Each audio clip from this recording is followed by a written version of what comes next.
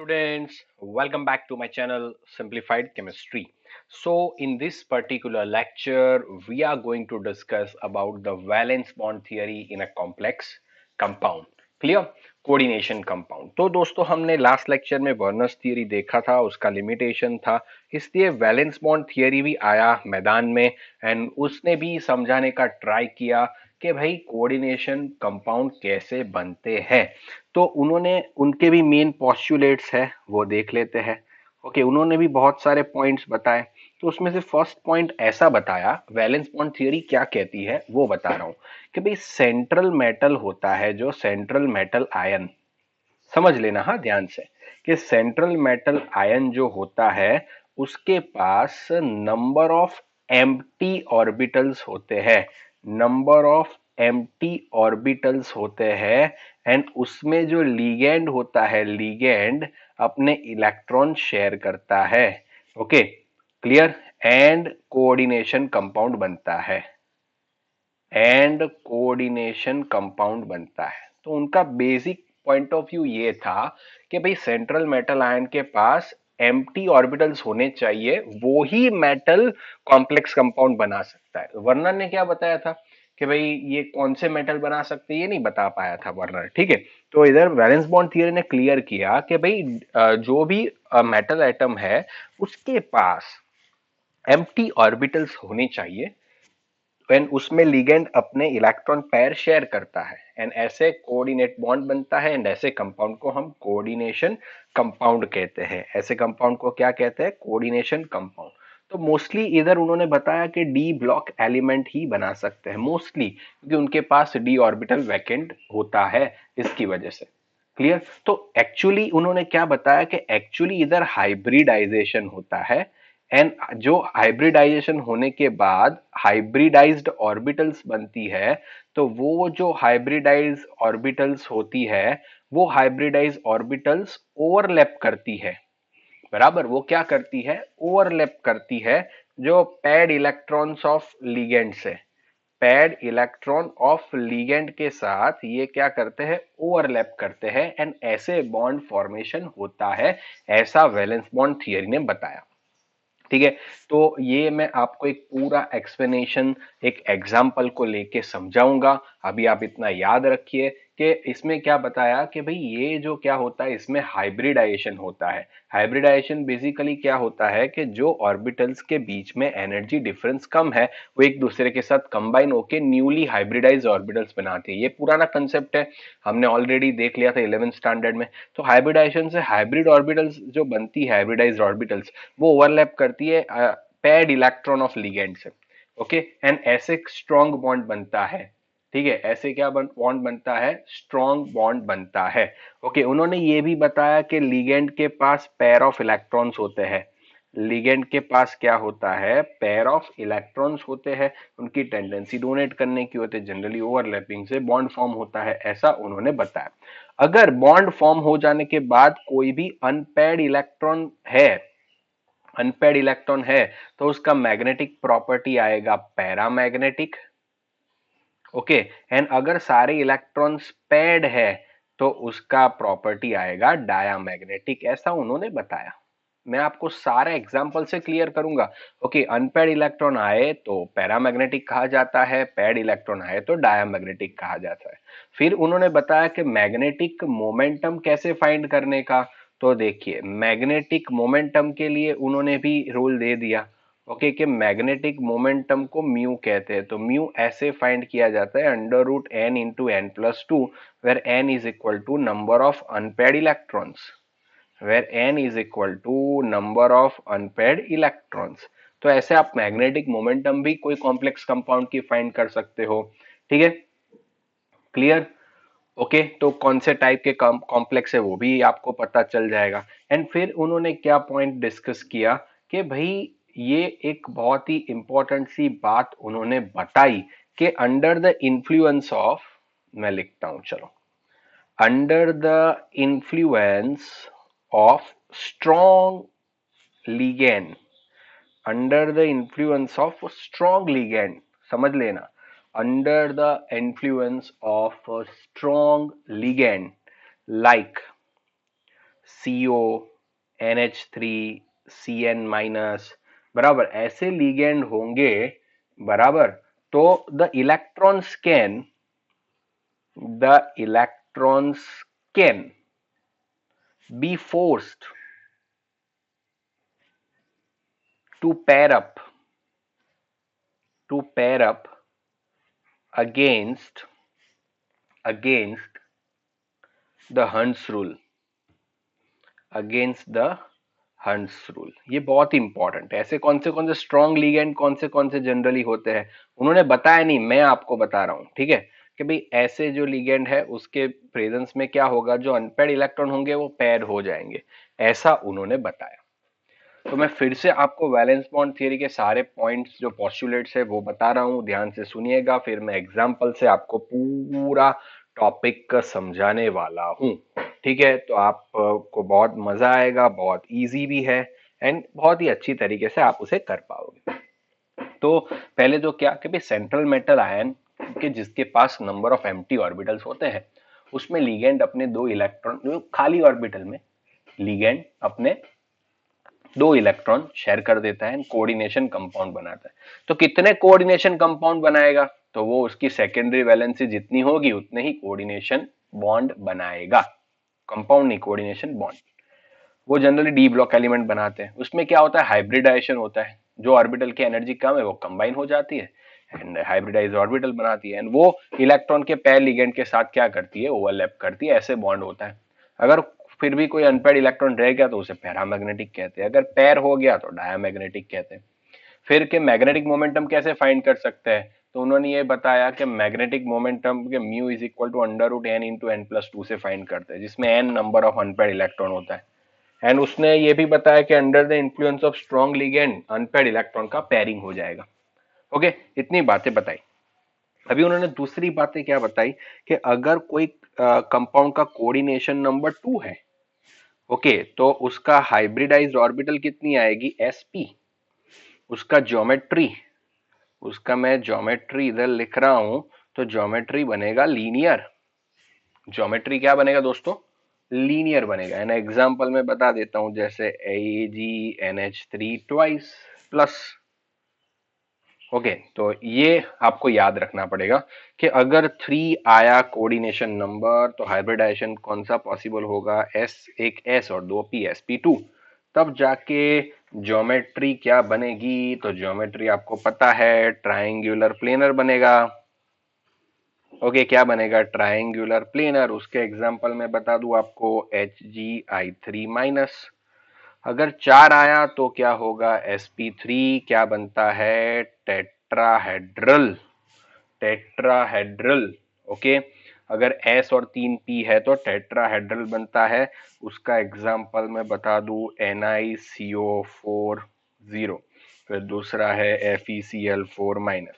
अगर 4 आया तो DsP2 भी पॉसिबल है। अगर एक D, एक S और 2 P ऑर्बिटल कंबाइन हाइब्रिडाइजेशन करते हैं तो DsP2 भी पॉसिबल है, एंड उसका आता है square planar, square planar. And उसके एग्जाम्पल है NiCN4 2 माइनस। अभी मैं जो आपको ट्रिक बताऊंगा उससे आपको एग्जाम्पल रटने की जरूरत नहीं पड़ेगी, ठीक है। अगर 5 है तो पॉसिबल है DsP3, क्लियर, DsP3 भी पॉसिबल होता है 5 पे, एंड sp3d भी पॉसिबल होता है। तो ये D कौन सा होगा, तो ये D n-1d होगा, n-1। तो मैं आपको समझाऊंगा क्या है n-1d, inner orbit complexes, outer orbit complexes सारे देखेंगे, बट पहले इसको शांति से समझिए, ठीक है, क्लियर। तो जनरली इसका शेप क्या होगा, तो DsP2, क्लियर, इधर 5 है तो क्लियर, तो ये क्या बनेगा, DsP2, याद रखना, DsP3 सॉरी, ये क्या है एक्चुअली, डी, एक डी, तीन, एक S और 3 P, तो टोटल DsP3 बनता है। तो इसका जनरली शेप का कोई पर्टिकुलर नेम नहीं होता, बट दिखता है ट्राइगोनल बाइपिरामिडल जैसा। इधर सेंटर में मेटल होता है, इधर ऊपर नीचे लिगेंड, तो ये भी लिगेंड, ये भी लिगेंड, ये भी लिगेंड, ये भी लिगेंड, ये भी लिगेंड। क्लियर? तो 5 होते हैं जनरली। ये एंगल आप देखो तो 120 आता है, ये एंगल 90 डिग्री आता है। जनरली ट्राइगोनल बाइपिरामिडल जैसा ही DSP2 का शेप होता है। sp3d, sp3d, sp3d होते हैं स्क्वायर पिरामिडल। sp3d कैसे होते हैं? स्क्वायर पिरामिडल होते हैं। तो स्क्वायर पिरामिडल कैसे? तो इधर और एक ऊपर, एक लिगेंड ऊपर होता है, बाकी के 4 लिगेंड ऐसे नीचे होते हैं। ठीक है, तो ये सबका एंगल क्या आएगा? 90 डिग्री। तो ये स्क्वायर पिरामिडल है। इसका एग्जांपल SBF5-2। इधर के सर ऊपर के तो एग्जांपल आपने बताया नहीं, CuCl5-3। अगर 6 है तो D2sp3 एंड sp3d2 दोनों पॉसिबल है, एंड दोनों का शेप एक ही आएगा, वो है ऑक्टाहेड्रल। वो है ऑक्टाहेड्रल। ऑक्टाहेड्रल कैसे होता है? बहुत बार ड्रॉ कर चुके हम। क्लियर? तो ये तो एक्चुअली इसने क्या बताया? इसने ये बताया, ज्योमेट्री बता दी। इसने क्या बताया? वैलेंस बॉन्ड थियरी ने ज्योमेट्री बता दी कि अगर ये होगा तो ज्योमेट्री होगा। तो कौन सी चीजें इसने बताने का ट्राई किया? तो पहली बात तो उसने ज्योमेट्री बताई। ज्योमेट्री के बाद मैग्नेटिक कैरेक्टर बताया, मैग्नेटिक प्रॉपर्टीज उनकी भी बताई। क्लियर? एंड क्लियर आपको? तो जो बाकी चीजें बाकी थी वर्नर नहीं समझा पाए, उन्होंने ये समझा। इन शॉर्ट ये याद रखना है, 2 है तो SP, 3 है तो SP2, 4 SP3, 4 DSP2, 5 DSP3, 5 SP3D। Okay, आइए चलो उसका एग्जाम्पल देखते हैं। ओके, एप्लीकेशंस देखते हैं, एंड एप्लीकेशन देखने के बाद आपके सारे पॉइंट ऑफ व्यू इसके बारे में क्लियर हो जाएंगे। बहुत ही सिंपल है, बट इसके लिए आपको एक चीज आना चाहिए, आपको डी ब्लॉक एलिमेंट के एटॉमिक नंबर पता होने चाहिए। ओके, तो अभी मैं फर्स्ट आपको दे रहा हूं कंपाउंड NiCO4। NiCO4 है, उसका हाइब्रिडाइजेशन, मैग्नेटिक मोमेंटम सब कुछ फाइंड करो। तो इसमें क्या है? निकल है, निकल। तो निकल है 28। तो इसका इलेक्ट्रॉनिक कन्फिगुरेशन पता होना चाहिए। Ar4s2 3d8 होता है। अभी ये बेसिक चीजें इतनी याद होनी चाहिए। Ar4s2 3d8। चलो मैं ड्रॉ भी करता हूं। Ar, फिर इधर मैं क्या लिखूंगा? 4s, फिर मैं इधर क्या लिखने वाला हूँ? 1 2 3 4 3d, एंड 3d के बाद देखिए 4s 3d आ गया, 4p आ गया। तो 4p तो 0 है, 4s में 2 है तो 2, 3d में 8, 8 बता दिए मैंने। ठीक है, 4p क्या हो गया? 0 हो गया। तो ये इसका ग्राउंड स्टेट इलेक्ट्रॉनिक कन्फिगुरेशन है। अभी इधर निकल का ऑक्सीडेशन नंबर ढूंढिए। तो इधर निकल का ऑक्सीडेशन नंबर क्या है? 0 ही आएगा। क्यों? क्योंकि CO न्यूट्रल लिगेंड है, 0, बाकी कुछ नहीं, तो 0 ही आएगा। तो उसका इलेक्ट्रॉनिक कन्फिगुरेशन यही रहेगा, Er4s2 3d8। अभी कितने CO अरेंज करने हैं? अभी हमें कॉम्प्लेक्स का इलेक्ट्रॉनिक कन्फिगुरेशन कैसे लिखना है देखिए। तो आपके पास क्या है? 4s है, 3d है, एंड 4p है। तो अभी ये CO मैंने आपको बताया था ना, मैं आपके लिए बताया था, उन्होंने CONH3CNOX, ये स्ट्रॉन्ग लिगेंड है। तो स्ट्रॉन्ग लिगेंड क्या करेंगे? कोई भी इलेक्ट्रॉन को अनपेयर नहीं रहने देंगे। स्ट्रॉन्ग लिगेंड क्या करेंगे? कोई भी इलेक्ट्रॉन को अनपेयर नहीं रहने देंगे। तो 4s के तो अंदर 2 है ही, बट ये 2 इलेक्ट्रॉन क्या है? अनपेयर्ड है। तो ये इलेक्ट्रॉन जंप करके इधर चला जाएगा। तो ये क्या हो जाएगा? देखिए, हंड रूल का वायोलेशन। तो अभी कितने CO है? 4। तो एक CO यहाँ पे इलेक्ट्रॉन पेयर डोनेट करेगा, दूसरा यहाँ पे, तीसरा यहाँ पे, चौथा यहाँ पे। इट मीन्स ये कौन सा हाइब्रिडाइजेशन हुआ? DS। ये तो क्या हो गया? D हो गया। ओके, समझ रहे हो? sp3 जनरली होना चाहिए। 3d 10 है। Just a minute, just a minute. इधर क्या होता है? Yes yes yes yes yes, एक गलती हो गई मेरे से। ये हाइब्रिडाइजेशन नहीं होगा, एक मेरे से गलती हो गई। तो इधर होता क्या है कि ये जो डी ऑर्बिटल है वो ऐसे का वैसा ही रहता है। 4p इधर है तो वैसे का वैसा ही रहता है दोस्तों। अभी ये दो, इसमें कितने इलेक्ट्रॉन है? 8 इलेक्ट्रॉन हो गए पेयरिंग। ये 2 इलेक्ट्रॉन जंप करके इसमें चले जाते हैं। तो ये 3d तो कंप्लीट हो गया, और s और 3p का हाइब्रिडाइजेशन हो जाता है। तो हाइब्रिडाइजेशन होने के बाद क्या होता है कि देखिए, तो एक S और 3p एक दूसरे के साथ कंबाइन होके चार नई sp3 हाइब्रिडाइज ऑर्बिटल्स बना देते हैं एंड वहां पे CO अपने इलेक्ट्रॉन शेयर कर देता है। क्लियर? तो ये हाइब्रिडाइजेशन, क्या इधर भी CO ने शेयर किया, इट मीन्स ओवरलैप किया, CO के ऑर्बिटल्स ओवरलैप करेगी, तो sp3 हुआ इसका हाइब्रिडाइजेशन। क्या बना? sp3 हाइब्रिडाइजेशन हुआ इसका। ये याद रखना, 4s के इलेक्ट्रॉन जम करके इसमें जाते हैं, ये कि थोड़ा बहुत थोड़ा एक्सेप्शनल जैसा है, तो याद रखना sp3 हुआ। अभी sp3 हुआ तो उसकी ज्योमेट्री क्या होगी? NiCO CO CO and CO। Clear? तो ये टेट्राहाइड्रल ज्योमेट्री दिखाएगा। अभी इसमें अनपेयर्ड इलेक्ट्रॉन है कि नहीं है?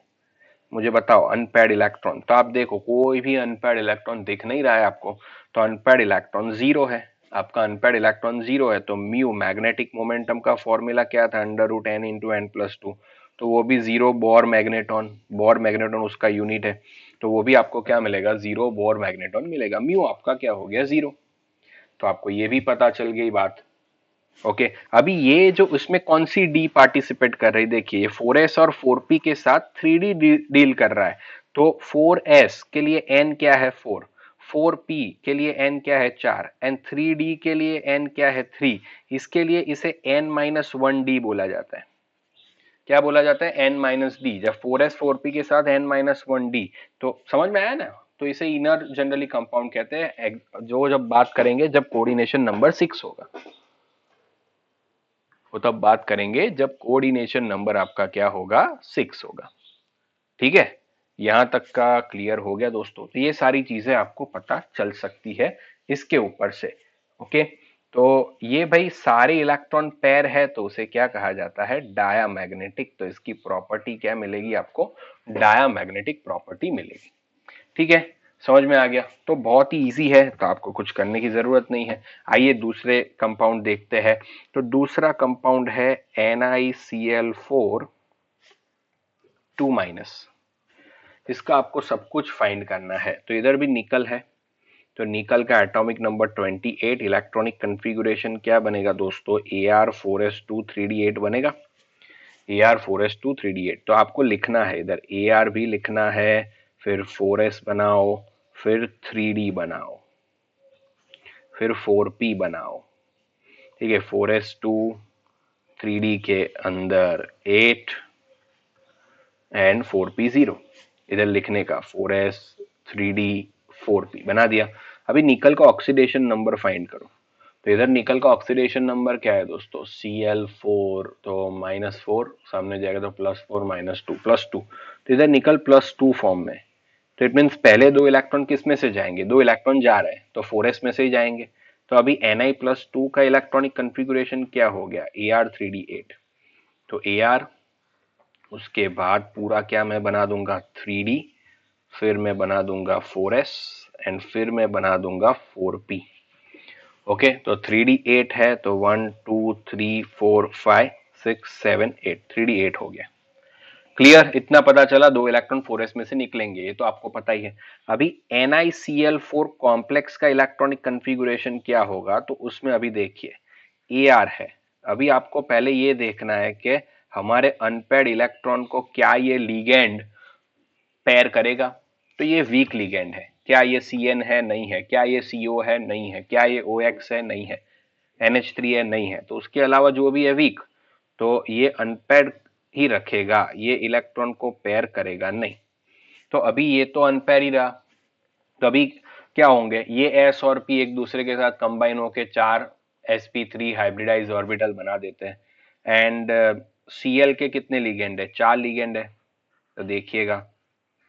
ओके, ये कंबाइन हो जाता है, तो Cl के कितने लिगेंड होते हैं? चार लिगेंड है, तो ये चार लिगेंड Cl अपने एम्प्टी ऑर्बिटल में इलेक्ट्रॉन इधर कोऑर्डिनेटेड कोवैलेंट बॉन्ड बनाता है ओवरलैपिंग से। ये भी Cl, ये भी Cl, ये भी Cl, ये भी Cl।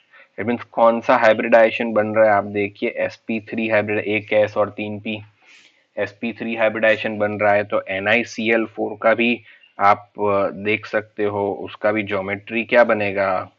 तो अगर चार बन रहा है तो टेट्राहेड्रल ज्योमेट्री बना। ओके, तो इसका टेट्राहेड्रल ज्योमेट्री बना, हाइब्रिडाइजेशन भी पता चल गया आपको, टेट्राहेड्रल ज्योमेट्री बना। अनपेयर्ड इलेक्ट्रॉन कितने उसके? दो।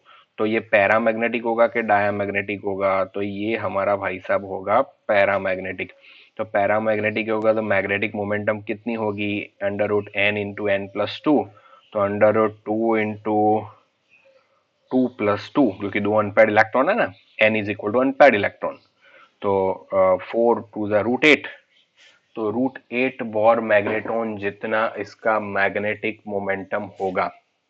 क्लियर? रूट 8 बॉर मैग्नेटॉन जितना इसका मैग्नेटिक मोमेंटम होगा। इतनी चीजें हमें इसके ऊपर से पता चलती है। क्लियर? अब ये n-1d वाला कंपाउंड है नहीं, क्योंकि इसमें तो d ऑर्बिटल पार्टिसिपेट ही नहीं करता, तो ये तो कोई कंपाउंड n-1d भी नहीं है, या तो nd भी नहीं है। क्लियर? तो ये आपको पता चला। डन?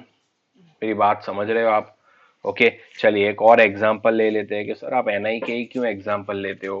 तो दूसरे एग्जांपल, चलिए तो एनआई के ही एक एग्जांपल है, लास्ट ले लेते हैं, फिर दूसरे एग्जांपल पे आगे निकलेंगे। NiCN4 2-। अभी क्या है? Cn है, Cn साइनाइड। तो फिर से अभी पहले क्या करेंगे, निकल का इलेक्ट्रॉनिक कन्फिगुरेशन क्या होगा? Ar4s2 3d8। Ni का ऑक्सीडेशन नंबर देखिए इधर -4, सामने जब +4 -2 तो +2। तो Ni+2 फॉर्म में होगा तो क्या होगा? Ar3d8, 4s भी 0 हो जाएगा, 4p भी 0 हो जाएगा। तो अभी देखिए इसमें लिखना पड़ेगा आपको Ar, फिर मैं इधर लिखूंगा आपके लिए 3d, फिर होगा 4s, फिर होगा 4p। तो ये 3d है, ये 4s है, ये 4p है। 3d में 8, 1 2 3 4 5 6 7 8। ओके, अभी Cn है इधर NiCN4। तो मैंने बोला था आपको Cn स्ट्रॉन्ग फील्ड लिगेंड है। ओके, तो वो क्या करेगा? पैरिंग कराएगा। तो वो क्या करेगा दोस्तों? पैरिंग कराएगा। तो 1 2 3 4 5 6 7 8। तो अभी देखिए, तो 3D भी पार्टिसिपेट करती है, S और 3P एक दूसरे के साथ कंबाइन हो जाते हैं, 1 2 3 4, 2P, एक S और एक D कंबाइन हो जाते हैं, 4 हाइब्रिड ऑर्बिटल्स बनाते हैं DsP2। एंड यहाँ पे एक एक Cn अरेंज होता है। तो एक Cn इधर, एक Cn इधर, एक Cn इधर, एक Cn इधर। तो इसका हाइब्रिडाइजेशन क्या हुआ? DsP2। अगर DsP2 बन रहा है तो ज्योमेट्री क्या बनेगी? क्लियर? Square planar. एंड इसको ब्रैकेट करके 2-। पूरा ब्रैकेट नहीं करना हो तो खाली ये कॉम्प्लेक्स है तो इसके ऊपर 2-, ऐसे लिख लोगे तो भी चलेगा। ठीक है, अभी ये देखिए अनपेयर्ड इलेक्ट्रॉन नहीं है तो ये डायामैग्नेटिक आएगा। म्यू उसकी वैल्यू क्या आएगी? 0। मैग्नेटिक मोमेंटम 0 बोर मैग्नेटॉन आएगा। हाइब्रिडाइजेशन DsP2 आया। ये सारी चीजें आपको पता चली इसके ऊपर से। क्लियर? ओके, बराबर, समझ में आ गया? क्लियर? तो ये क्या बताता है कि भाई हाइब्रिडाइजेशन से ज्योमेट्री वोमेट्री पता चला, मैग्नेटिक मोमेंटम वोमेंटम सब पता चला। डन? क्लियर? इतना क्लियर हो गया आप लोगों का? ओके, चलिए अभी कोऑर्डिनेशन नंबर 6 की बात करते हैं। तो कोऑर्डिनेशन नंबर 6 में दो कंपाउंड पॉसिबल होते हैं। एक होते हैं inner orbital octahedral complexes and दूसरा होता है आउटर ऑर्बिटल ऑक्टाहेड्रल कॉम्प्लेक्सेस। तो इसमें फर्क इतना ही होता है, इनर ऑर्बिटल ऑक्टाहेड्रल कॉम्प्लेक्सेस होते हैं उसमें जनरली D2sp3 हाइब्रिडाइजेशन देखा जाता है, इसमें sp3d2 हाइब्रिडाइजेशन देखा जाता है। इन शॉर्ट इसमें n-1d होता है, n-1d होता है। ये आपको खाली याद रखना है, n-1d। और इसमें nd कंपाउंड होता है, उसे क्या कहते हैं? Outer orbit compound. ये जनरली स्ट्रॉन्ग फील्ड लिगेंड होगा तो ही ये इनर ऑर्बिट ऑक्टाहेड्रल बनाएगा। अगर वीक फील्ड लिगेंड होगा तो वो आउटर ऑर्बिट ऑक्टाहेड्रल कॉम्प्लेक्सेस बनाएगी। कोऑर्डिनेशन नंबर 6 होगा तो ज्योमेट्री तो एक ही रहेगी, sp3d2 ही रहेगी। ठीक है, इसमें भी कंसेप्ट तो सेम ही है। आइए देखते हैं कि भाई FeCN6 4 माइनस, FeCN6 4 माइनस, इसका नेम क्या होगा, हेक्सासाइनो फेरेट 2 आयन। क्लियर, तो इसका सब कुछ हमें फाइंड करना है। तो इसमें Fe है, Fe का एटॉमिक नंबर बनता है 26। 26 है तो क्या लिख सकता हूं मैं, Ar4s2 3d6 लिख सकता हूं, Ar4s2 3d6 लिख सकता हूं। ओके, इधर Fe का ऑक्सीडेशन नंबर फाइंड करिए, तो इधर -6 हमने किया तो +6 -4 तो 2, इधर Fe +2 फॉर्म में अवेलेबल है, तो 2 इलेक्ट्रॉन निकलेंगे। कहां से निकलेंगे, 4s में से। तो अभी क्या बनेगा, 3d6 4s0, ये इसका इलेक्ट्रॉनिक कन्फिगुरेशन बना। तो आइए लिख लेते हैं Ar, इधर है अपना 3d में कितने इलेक्ट्रॉन है, 6 इलेक्ट्रॉन है। देखिएगा हाँ ध्यान से, अभी ये 4s आएगा, उसके बाद क्या आएगा, 4p आएगा। ओके, तो 1 2 3 4 5 एंड 6 तो लिख लिए। तो ये इसके ऊपर भी लिखना मत भूलना, 3d 4s 4p, 4p के बाद 4d आएगा। अभी इधर कॉम्प्लेक्स का इलेक्ट्रॉनिक कन्फिगुरेशन लिखे तो पहले देखना पड़ेगा लिगेंड कौन सा है। तो लिगेंड आप देख सकते हो CN है, जो स्ट्रॉन्ग फील्ड है, जो पैरिंग करा देगा, जो क्या करा देगा, पैरिंग करा देगा। तो पैरिंग से क्या हो जाएगा, 1 2 ये इधर आ जाएगा, 3 4 ये दोनों इधर आ जाएगा, 5 6। ओके, तो ये पैरिंग कर दिया। ओके, तो उससे बाकी के जो जगह होगी वहां पे लिगेंड अटैच होगा। तो यहाँ पे एक CN, टोटल 6 CN है, तो एक इधर, 2 इधर, 3 इधर, 4 इधर, 5 और इधर 6। तो ये क्या हुआ, तो ये आपने बना 2D 1s और 3p, तो D2sp3 हाइब्रिडाइजेशन बना। तो हाइब्रिडाइजेशन में आप देखिए 3D 4s एंड 4p ने पार्टिसिपेट किया, तो n-1d हुआ। इसमें क्या हुआ, n-1d हुआ। कौन से ऑर्बिटल ने पार्टिसिपेट किया इधर, dz² x² y², बराबर dz² x² y²। तो उन्होंने पार्टिसिपेट किया n-1d, इसीलिए इसको क्या बोला जाता है, इनर ऑर्बिटल कॉम्प्लेक्स ऑक्टाहेड्रल बोला जाता है, इनर ऑर्बिटल ऑक्टाहेड्रल। ओके, तो ये अभी सारे इलेक्ट्रॉन पेयर है, तो उसे क्या कहेंगे, डाया मैग्नेटिक प्रॉपर्टी कहा जाएगा। इसके लिए म्यू क्या होता है, 0 होता है। ओके, 0 बोहर मैग्नेटॉन, ये भी हमें पता चल गया दोस्तों। ठीक है, तो ये हमें पता चल गया कि भाई इनर ऑर्बिट ऑक्टाहेड्रल कॉम्प्लेक्स है ये। तो ये फर्स्ट एग्जांपल की भी इसमें सबकी इंफॉर्मेशन हमें मिली। ओके, सबकी इंफॉर्मेशन हमें मिली। अगर ये कंपाउंड में खाली में ऐसा चेंज कर देता, FeCN6 3 माइनस कर देता, तो इधर Fe कौन से फॉर्म में आ जाता, +3। तो Fe+3 फॉर्म में आता, तो इसका इलेक्ट्रॉनिक कन्फिगुरेशन क्या होता है, Ar3d5 4s0। क्योंकि 4s2 3d6 था, उसमें से 3 इलेक्ट्रॉन जाएंगे, तो 2 4s में से, एक 3d में से, तो 3d5 4s0 हो जाता। ठीक है, तो अभी तो FeCN6 3 माइनस जो है वो तो स्ट्रॉन्ग फील्ड लिगेंड है, तो वो तो 3d का क्या करेगा, पैरिंग करेगा। तो चलिए देखते हैं उसमें क्या होता है। 1 2 3 4 5 अगर पैरिंग करे तो भी एक अनपेड बचता है, एंड 6 CN यहाँ पे अटैच हो जाएंगे, 1 2 3 4 5 एंड 6। तो इधर हाइब्रिडाइजेशन आपको क्या मिलेगा, D2sp3। तो इट मीन ज्योमेट्री आपको क्या मिलने वाली है, ऑक्टाहेड्रल ही मिलने वाला है ज्योमेट्री। क्लियर, बट ये भी n-1 3d 4s 4p, it means n-1d, तो इनर ऑर्बिट कॉम्प्लेक्स है। इसमें ये पैरामैग्नेटिक है कि डायामैग्नेटिक, तो पैरामैग्नेटिक, क्योंकि एक अनपेड इलेक्ट्रॉन है, तो म्यू भी उसके हिसाब से मिल जाएगा आपको, √n × n+2 बोर मैग्नेटॉन, इधर 1 रख के आपको मिल जाएगा। क्लियर, तो √3 बोर में 1.73 समथिंग बोर मैग्नेटॉन आपका आंसर होगा। तो ये सारी चीजें आपको मिलेगी। क्वेश्चन भी पूछ सकते हैं कि FeCN6 4 माइनस डायामैग्नेटिक है, FeCN6 3 माइनस पैरामैग्नेटिक है, समझाइए। तो आपको ये समझाना पड़ेगा, उसके अंदर आपको उसके अंदर ये समझाना पड़ता है। क्लियर, समझ में आ गया। तो ऐसे बहुत सारे कंपाउंड है दोस्तों, जिसको आपको समझ के याद करना है। COF6 3 माइनस, आपको कोई भी ब्रैकेट में दे देंगे कि भाई बताओ इसका हाइब्रिडाइजेशन क्या है, तो आप हाइब्रिडाइजेशन ऐसे फाइंड कर सकते हो। CO कोबाल्ट, तो कोबाल्ट का एटॉमिक नंबर पहले मुझे बताइए, चलिए। 27। ओके, 27, तो इधर Ar4s2 3d7 होगा। ठीक है, Ar4s2 3d7 तो हो गया। अभी CO का ऑक्सीडेशन नंबर क्या है, तो -6 + 6 - 3 तो +3, तो +3 होगा तो क्या होगा, दो 4s में से गए, एक 3D में से जाएगा, तो Ar3d6 4s0। आइए बना देते हैं। Ar के बाद क्या बनेगा, 3D के 6 4s एंड 4p। चलो 1 2 3 4 5 6। अभी COF6 3- तो वीक फील्ड लिगेंड है। ओके, तो ये कैसा लिगेंड है, वीक फील्ड लिगेंड है, तो क्या होगा, पैरिंग नहीं होगा। ओके, उसके बाद क्या आएगा, 4p के बाद 4d आता है।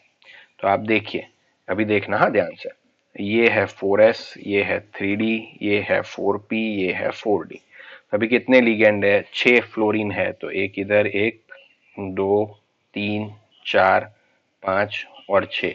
इसमें कौन सा हाइब्रिडाइजेशन बना है, sp3d2। अभी आप देखिए 4s 4p 4d, तो nd आया, इट मीन्स क्या हो गया, outer octahedral complex, outer orbital octahedral complex. इसमें अनपेयर्ड इलेक्ट्रॉन कितने हैं, 4, तो इसलिए वो क्या बनेगा, पैरामैग्नेटिक बनेगा। म्यू इज इक्वल टू क्या आएगा, √n इंटू n प्लस 2, तो √4 इंटू 4 प्लस 2, क्लियर।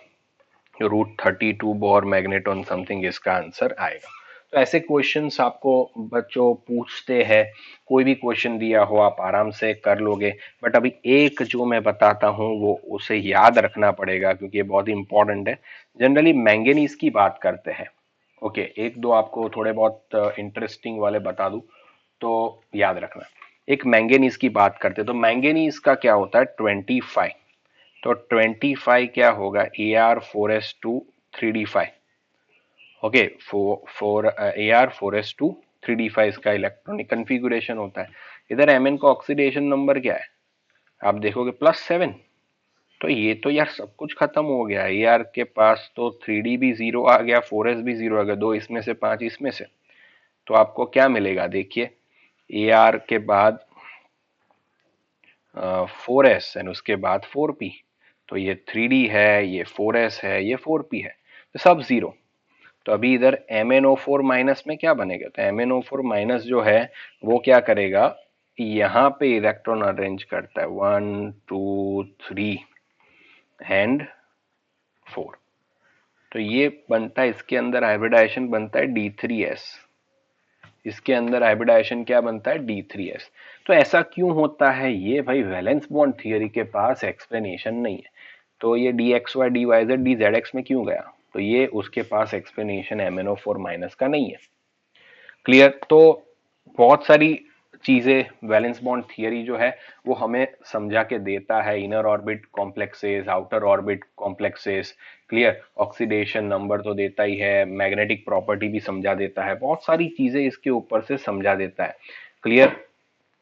बट कुछ जो होते हैं, तो क्यों इनर ऑर्बिट कॉम्प्लेक्सेस होते हैं, इट मींस लिगेंड कौन सा अपना स्ट्रांग होगा, कौन सा वीक होगा, ये तो नहीं बता पाया है भाई। ये तो बताना पड़ेगा ना, कौन किस में पेयरिंग होगा किस में नहीं, तो बाकी कैसे पता चलेगा, तो ये नहीं बता सकता। ठीक है, फिर कुछ कंपाउंड के अंदर मैग्नेटिक प्रॉपर्टी भी डिफरेंट आती थी दोस्तों, लिमिटेशंस बता रहा हूं कि कुछ कंपाउंड के अंदर मैग्नेटिक प्रॉपर्टी इससे जो आती है उससे डिफरेंट आती थी, क्लियर। तो फिर वो भी डाउट था। एंड तीसरी मेन बात क्या थी कि भाई वो कुछ कॉम्प्लेक्स कंपाउंड कलर दिखाते हैं, तो कलर का वो पर्टिकुलर एक्सप्लेनेशन नहीं दे पाया। एंड एब्जॉर्प्शन स्पेक्ट्रा वो नहीं समझा पाया कोऑर्डिनेशन कंपाउंड का, तो ये सारी चीजों से ये फेल हो गया। ठीक है दोस्तों, तो इससे वैलेंस बॉन्ड थियरी का एप्लीकेशन आपको, बट क्वेश्चन में क्या पूछेंगे, NiCl4 NiCN4। NiCl4 जो है वो पैरामैग्नेटिक है, NiCN4 जो है वो डायामैग्नेटिक है, समझाइए। तो आपको ये ड्रॉ करके एक्सप्लेन करके समझाना पड़ेगा। ठीक है, बार बार इधर AR लिखना, नहीं तो हाफ मार्क आपका कट हो जाएगा। ठीक है, आपको क्वेश्चन आप ऑप्शन देंगे, आपको पूछेंगे कि इनर ऑर्बिट कॉम्प्लेक्स कौन है, आउटर ऑर्बिट कॉम्प्लेक्स कौन है, क्लियर। तो जिसमें n-1d आता तो इनर ऑर्बिट, इसका ज्योमेट्री क्या है, ये सारी चीजें आपको पूछ सकते हैं, तो आपको ये सारी चीजें बतानी पड़ेगी। ठीक है दोस्तों, क्लियर, आशा रख रहा हूं आपको ये पूरा कंसेप्ट आपका एकदम क्लियर हो चुका होगा। ओके, एंड आपको इसमें कोई डाउट नहीं होंगे।